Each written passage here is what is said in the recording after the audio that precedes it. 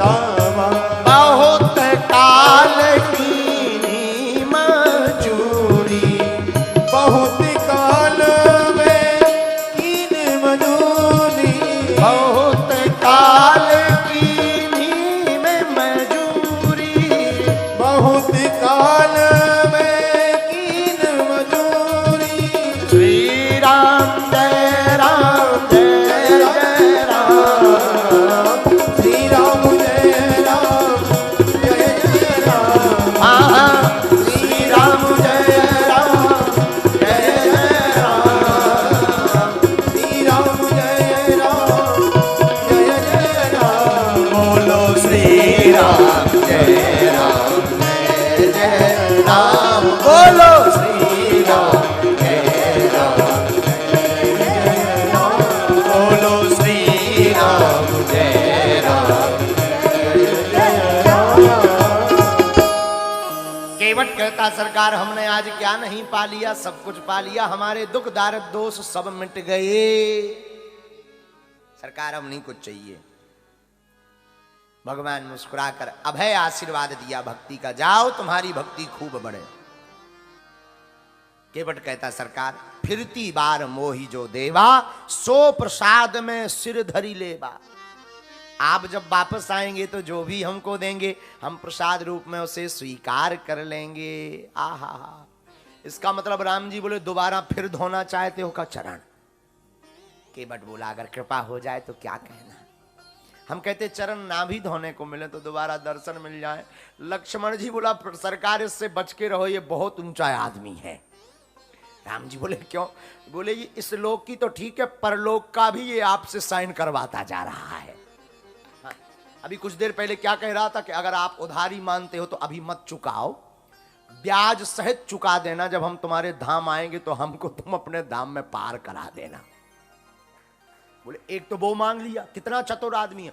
दूसरा चरण धो लिया, और चरण भी कैसे धोया? बोले आप कहो कि हमारे चरण धो, मतलब इसको कोई आफत नहीं है। अब चलो ये बात भी हो गई। तीसरा आपका हाथ भी सिर पर रखवा लिया।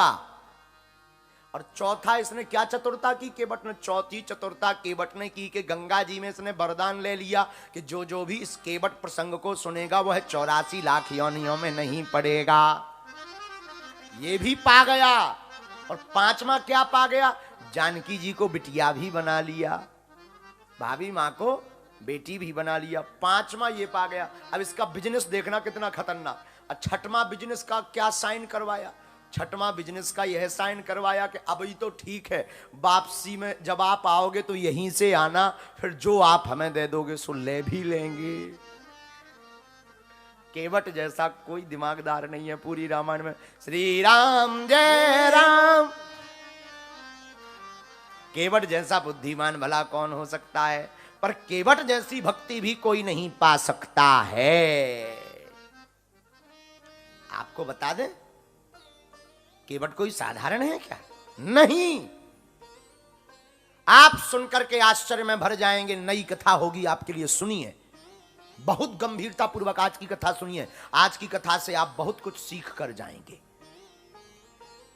जब से राम जी बन गए केवट की नाव पर चल करके, फिर लौट कर कभी केवट ने नाव नहीं चलाई। कभी नहीं, कभी नहीं चलाई।